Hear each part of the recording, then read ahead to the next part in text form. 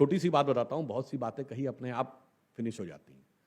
इन्होंने कहा आर्य बाहर से आए और 1200 बीसी के आसपास आए। अब मजे की बात क्या था कि इनको पता ही नहीं था कि टेक्नोलॉजी कहां कहां पे मात दे देगी। जब लेट 80s में और अर्ली 90s में सैटेलाइट आ गए और सोनोग्राफिक पिक्चर दिखने लगी, तो वह सरस्वती नदी, जिसका ऋग्वेद में सबसे प्रबलता के साथ वर्णन है, उसका ट्रैक दिख गया। अब जियोलॉजिकली यह प्रूव हो गया कि सरस्वती नदी लगभग 4500 से 5000 साल पहले सूख गई थी।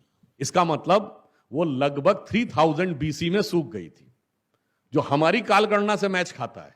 महाभारत का काल 5100 वर्ष पूर्व है और उसमें सरस्वती नदी के क्षीण होने का जिक्र है। तो आप ये बताइए, अगर वो 1000 या 1200 बीसी में आए, तो जो नदी 2000 साल पहले लुप्त हो गई थी, हरहराती हुई सरस्वती नदी का वर्णन कर रहे हैं वो। ये अपने आप में बात कॉन्ट्रडिक्ट हो गई। और टेक्नोलॉजी आगे कैसे मारती चली जा रही है, आप ये देखिए। जब राम जन्मभूमि का विषय शुरू हुआ तो उन्होंने कहा जी ये तो सादी जमीन पे बनी थी। अब उन्हें क्या पता था कुछ साल में सोनोग्राफिक पिक्चर की टेक्नोलॉजी आ जाएगी। अब सोनोग्राफिक पिक्चर की टेक्नोलॉजी आ गई तो नीचे स्ट्रक्चर दिखने लगा।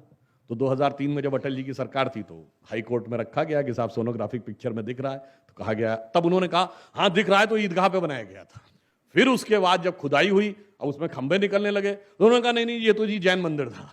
फिर जब उसके अंदर विष्णु वाराह सब कुछ निकलने लगा, तो इवन जब इलाहाबाद हाई कोर्ट की लखनऊ बेंच में इसकी सुनवाई चल रही थी तो उन्होंने कहा कि भाई आपका स्टैंड क्या है, आपका स्टैंड लगातार क्यों बदल रहा है कि पहले प्लेन जमीन पे था, फिर स्ट्रक्चर दिखा तो ईदगाह था, जब उसमें कुछ भी ईद जैसा नहीं दिखा, मतलब मुस्लिम स्ट्रक्चर नहीं दिखा तो वो जैन मंदिर था। आप बार बार स्टैंड क्यों चेंज कर रहे हैं। और आप ये समझिए कि जिन इतिहासकारों को सबसे बड़ा इतिहास का विशेषज्ञ माना गया, देखिए यहां तो आपका सिस्टम पे कब्जा था, प्रसार माध्यमों पर जो चाहिए वो कहलवा लीजिए।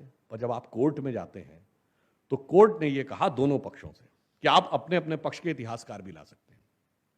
तो राम जन्मभूमि के पक्ष से जो इतिहासकार लोग गए वो थे, उसमें देवेंद्र स्वरूप जी थे, बहुत से लोग पुराने जानते होंगे, डॉक्टर हर्ष नारायण थे, ग्रोवर साहब थे, एसपी गुप्ता थे। इसमें दो लोगों से तो मैं खुद मिला हूं बचपन में। उधर से कौन थे, इसमें दिमाग लगाने की जरूरत नहीं है, वही DN Jha, R S Sharma, Romila Thapar, Suraj Bhan वगैरह वगैरह। अब मजे की बात कि उनकी तरफ से, यानी तथाकथित बाबरी मस्जिद के केस की तरफ से इतिहासकार थे, वो स्वयं नहीं आते थे, अपने रिप्रेजेंटेटिव भेजते थे।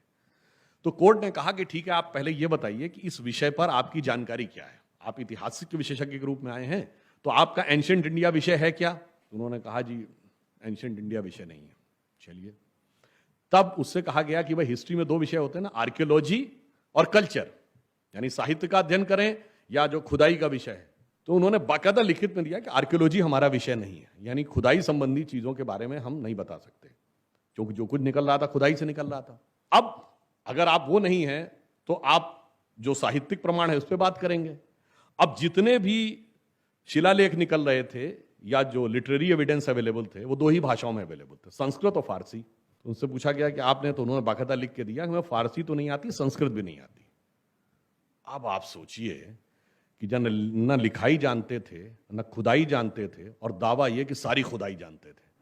वो लोग पूरे मीडिया को कैप्चर किए हुए थे और राम जन्मभूमि एक ऐसा बोगस चीज है वगैरह वगैरह। और प्रसार माध्यमों के दौड़ की इंतहा तो सोचिए, जब खंभा निकला तो कहते हैं खंभा तो लाके रख दिया गया होगा लखनऊ के म्यूजियम से, और जब वहां दर्जनों खंभे निकल आए उसके बावजूद भी बेशर्मी के साथ इस पॉइंट पे अटके हुए थे। अरे इतने खंभे कौन लाके कहां से लाके रख सकता है, जबकि एक एक चीज की वीडियोग्राफी हुई है।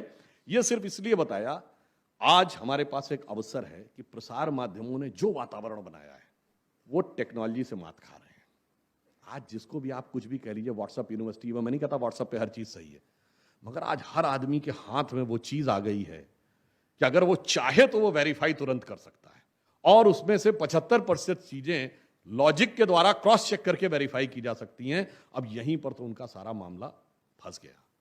और ये जो प्रभाव था वो सिर्फ प्रिंट मीडिया और इलेक्ट्रॉनिक मीडिया पे नहीं था। और आप देखिए उसमें कैसे वो अपने प्रभाव बना के रखते हैं। मैं एक उदाहरण बताना चाहता हूं। अभी 2 साल पहले की बात है कि एक अमेरिकी पत्रकार आए, वहां के एस्टेब्लिशमेंट का नाम नहीं लूंगा, वो बाई चांस आए थे किसी आरएसएस के बारे में बात करने, और वो टकरा गए हमसे। तो थोड़ा सा हमसे प्रभावित हो गए। तो उन्होंने कहा इफ यू डोंट माइंड, क्या आप हमारे साथ बैठ के थोड़ा सा बता सकते हैं। तो मैंने उनको संघ के बारे में बताया।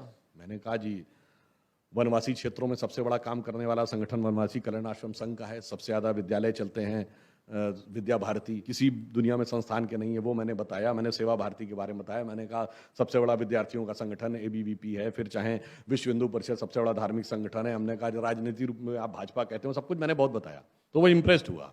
अब देखिए क्या होता है। वहां से फोन भी आया मेरे पास क्रॉस चेक करने के लिए कि आपने ये बोला है। मैंने कहा हाँ जी बोला। जो मैंने बोला वो तो उसने लिखा। फिर इंटरप्रिटेशन क्या किया कि it seems that RSS has become a state with in state in India. अब बताइए सारे सेवा कार्य को कैसे नकारात्मक रूप से उसने चित्रित कर दिया। यह है प्रसार माध्यमों पर कब्जा होने का प्रभाव। और वो सिर्फ कब्जा इतना ही नहीं था। अगर आप देखें, मैं उदाहरण देना चाहता हूं, 1998 की एक घटना थी, आपको याद हो, डांग में, गुजरात में। इतना हल्ला मचाया गया कि मिशनरी के स्कूलों पे हमला हो गया, जबकि वो घटना नवंबर 1998 की है, इसलिए मैं डेट के साथ बता रहा हूं। Not even a single died, not even a single hospitalised, and not even a single पक्का स्ट्रक्चर डैमेज्ड। कुछ टीन शेड डैमेज हुए थे।